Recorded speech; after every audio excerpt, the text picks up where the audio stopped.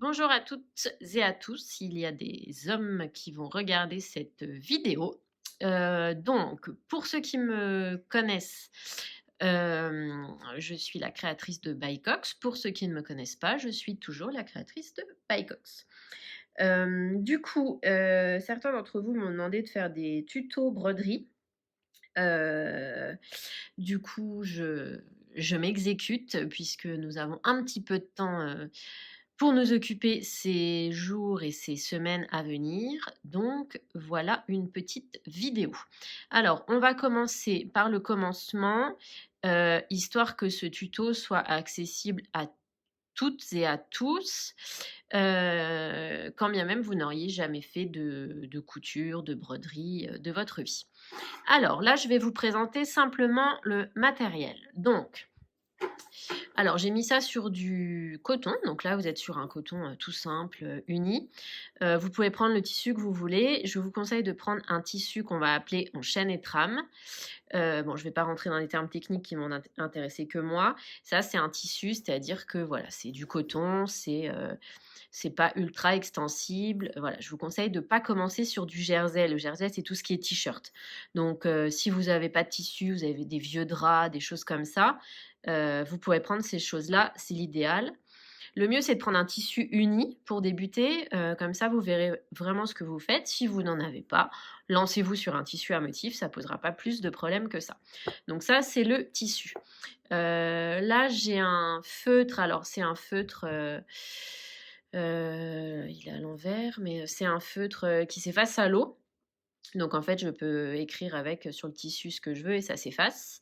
Bon, c'est clairement spécifique, c'est parce que je fais de la couture, mais vous pouvez trouver ça, vous pouvez prendre, on va dire un crayon de papier ou alors il y a des crayons, je crois qu'ils s'appellent les frictions, je les utilise mais je sais même pas le nom, qui s'effacent facilement à l'eau, donc crayon de papier, voilà. Évitez de prendre quelque chose qui ne s'effacera pas, hein, parce que ça va être pour, dessiner le motif que vous allez broder. C'est un petit peu, ce serait un petit peu bête. Donc voilà, si vous avez un crayon de papier, les couturières, si elles ont une craie, par exemple, de couture, ou si même vous, vous avez des craies, c'est très bien. Évidemment, on prend une couleur qui va sur le tissu. Donc là, il est bleu sur le blanc, ça se verra. Prenez pas quelque chose qui se voit pas trop, sauf si vous avez une très bonne vue. Ensuite, il vous faudra les aiguilles. Donc là, c'est des aiguilles à broder, mais vous pouvez prendre, ce que vous voulez comme aiguille, pas trop grosse. Voilà, avec le chat, pas trop petit, pareil pour pas vous casser les yeux dessus. Voilà pour ça. Ensuite, vous avez bon alors là, c'est du fil à broder, DMC. Voilà, si vous en avez, vous pouvez en prendre. Si vous n'en avez pas, voilà, c'est une bobine de fil, qu'on utilise dans les machines à coudre, c'est très bien aussi. Vous choisissez la couleur que vous voulez pour débuter. Ça fera l'affaire. Voilà pour ça. Ensuite, il vous faut une paire de ciseaux. Voilà, tant que ça coupe, c'est bien pour couper le fil, le tissu si besoin. Et un cercle à broder. Cercle, tambour à broder, c'est pareil. Alors, je ne suis pas sûre que tous les débutants aient un cercle à broder chez eux. Ce n'est pas grave, c'est ce qui va vous permettre de tendre le tissu. Si vous n'en avez pas, c'est pas grave, on pourra quand même faire quelque chose d'un peu sympa. Vous inquiétez pas, moi je l'ai recouvert de biais parce que ça permet d'avoir une meilleure tension du tissu sur le cercle. Mais voilà, donc c'est en 2 parties et puis je vous montrerai après, comment monter le tissu. Voilà, idéalement, vous faites pas comme moi, vous prenez un tissu, repassé. Voilà, avec le moins de plis possible. Surtout si, vous n'avez pas de, si vous n'avez pas de ouh là, j'ai du mal, de cercle à broder, voilà. Après, si vous avez, je sais pas, une pochette en coton que vous avez envie de broder, une casquette ou autre, libre à vous, hein, vous n'êtes pas obligé de prendre un petit bout de tissu, comme ceci. Voilà, donc maintenant je vais vous montrer, comment, mettre le motif sur le tissu et puis on commencera à broder. Voilà, voilà. Donc, vous prenez votre, tissu, donc celui que vous souhaitez. Vous vous armez d'un feutre ou d'un crayon de papier et l'idée, c'est tout simplement de dessiner sur votre tissu. Donc je vais commencer par un motif très simple. Voilà. je vais faire un petit cœur. Bon, il est un petit peu bancal, mon cœur. Mais dans l'idée, voilà, non, je ne m'améliore pas. Voilà, donc là j'ai dessiné un cœur. C'est un motif ultra simple, pas de détails particuliers dessus. Vous pouvez faire ce que vous souhaitez comme motif. On m'a proposé putain de coronavirus à écrire. Je pense que c'est une très bonne idée. Maintenant, ça va aussi dépendre de votre niveau de couture. L'idée, je trouve, c'est un peu comme dans beaucoup de travaux manuels, c'est de commencer par quelque chose de simple pour pas s'écœurer. Parce que si vous commencez par quelque chose qui va vous prendre un temps fou, si vous n'avez pas trop de patience, vous allez vous dégoûter et ça présente aucun intérêt. Donc une fois que vous avez dessiné le motif, ceux qui ont un cercle à broder, hop, on centre bien le motif au milieu du carré. On centre le motif au milieu du cercle, pardon. Et ensuite, vous mettez le cercle avec la vis, donc qui est là. Vous la mettez dessus sur le tissu et en dessous, j'ai l'autre cercle. Hop. Donc, j'ai appuyé. Et voilà. La vis permet en fait de resserrer et d'avoir une tension importante dans le tissu. C'est-à-dire que là, on dit tambour à broder parce que le tissu est tendu comme un tambour. Vous voyez, voilà, ça permet, ça facilite franchement grandement le travail. Mais pour avoir appris à coudre toute petite avec ma grand-mère, j'avais un feutre, j'ai même appris sur du papier. Donc vous voyez, même si vous n'avez pas de tissu, prendre un bout de papier pour vous entraîner à faire des points. Il n'y a pas besoin nécessairement du cercle à broder. Voilà, donc maintenant, on va passer à la couture pure et dure. Donc, armez-vous de votre aiguille, de votre fil et d'une paire de ciseaux. Alors, il vous faut donc du fil. J'ai pris du fil noir parce que sur le blanc, ce sera en contraste. Ça vous permettra de mieux voir ce que je fais. Donc, du fil noir, une aiguille et les paires de ciseaux qui sont à côté. Donc, mon fil... Voilà. Vous prenez environ 30 cm, 40 cm de fil. Moi, j'aime bien le doubler. Donc, le fil de 40 cm. L'aiguille. Du coup, je mets voilà, le fil dans l'aiguille. Évidemment, en vidéo, ça ne fonctionne pas du premier coup. Et moi, je double mon fil. C'est-à-dire, vous voyez, j'ai les deux, donc je fais glisser. À l'extrémité, je vais donc faire un petit nœud. Hop. Bon, c'est mon premier tuto vidéo, donc vous serez indulgent. Ouais, vous avez les deux morceaux de fil. Donc pour faire un nœud, alors moi j'ai une technique qui consiste à faire rouler dans mes doigts. Hop, mais vous avez un nœud. Mais pour vous, il suffit, si vous n'avez jamais fait, il suffit, vous voyez, vous faites une boucle et vous passez dedans. Tout simplement. Voilà. Je vous laisse faire, on revient pour le motif.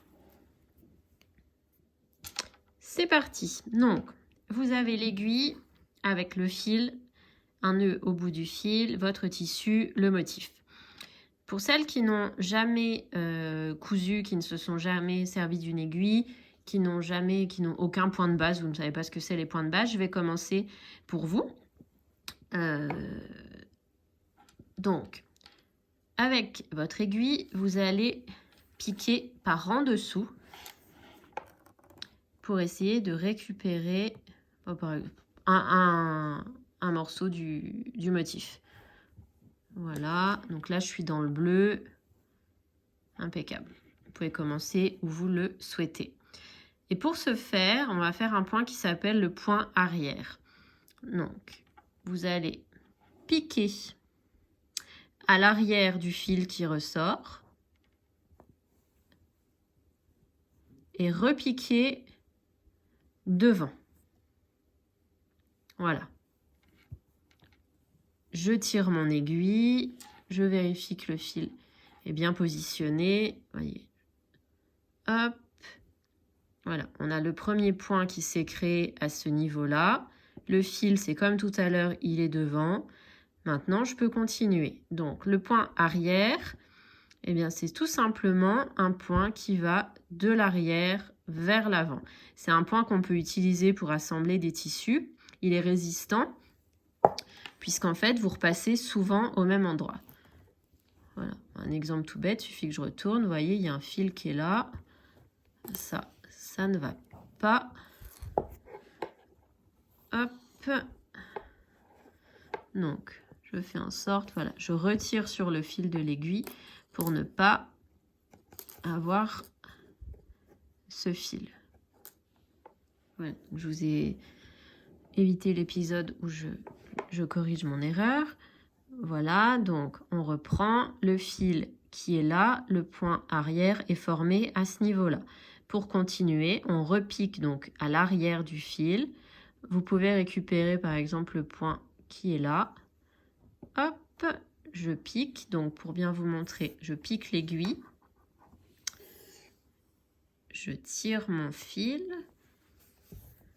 Et voilà, le fil apparaît derrière. Hop. Et je repique devant. Et voilà. Et on fait la même chose tout le long de votre motif. Alors, on se retrouve juste après, une fois que tout est terminé. À tout de suite. Voilà. Donc, j'en suis là. J'ai fait pas encore la moitié du petit cœur. Et je pense que vous allez être quelques-uns, quelques-unes à ne plus avoir assez de fil. Il va falloir changer le fil. Et là, vous allez me dire, bah oui, mais comment je fais? Alors, du coup, eh bien, c'est pas compliqué.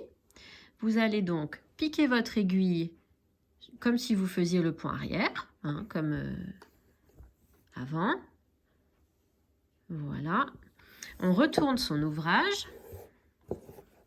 Donc, c'est normal que l'arrière, surtout sur ce point arrière, il est jamais très joli. Il est très le point d'arrière est pas très beau sur l'arrière.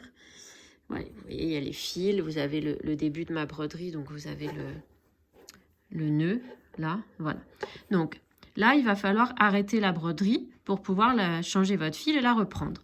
Pour ce faire, vous prenez votre aiguille et vous passez sous un fil. Hop.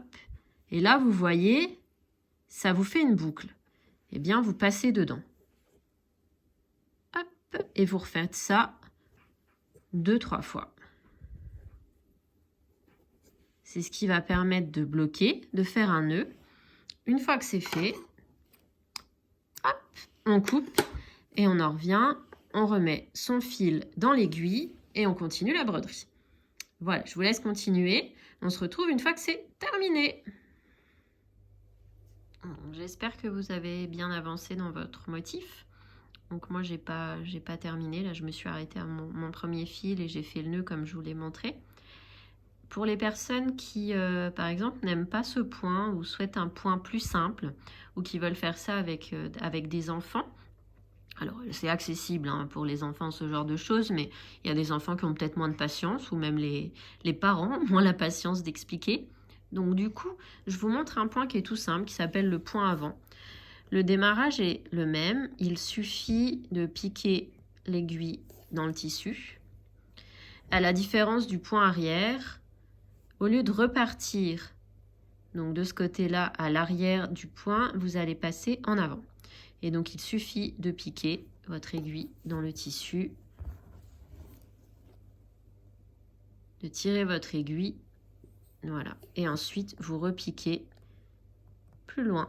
Là, on va toujours en avant. Donc, évidemment, ça va beaucoup plus vite. puisque vous ne remplissez pas la majorité du trait. Voilà, simplement, c'est pas un point qui va permettre, si vous voulez faire d'autres choses, c'est pas un point qui permet d'assembler, parce que du coup, entre l'espace des deux points, il n'y a pas de solidité. Le point arrière, là, il est fermé, donc vous avez plus de solidité. Je dis ça, par exemple, si vous vous rendez compte que finalement, ça vous plaît bien de faire des choses, vous pouvez faire très bien des petites peluches avec vos enfants. Et là, du coup, il vous faut 2 épaisseurs de tissu, et il faudra utiliser le point arrière. Voilà. Après, je voulais vous montrer un autre point qui s'appelle le point de nœud.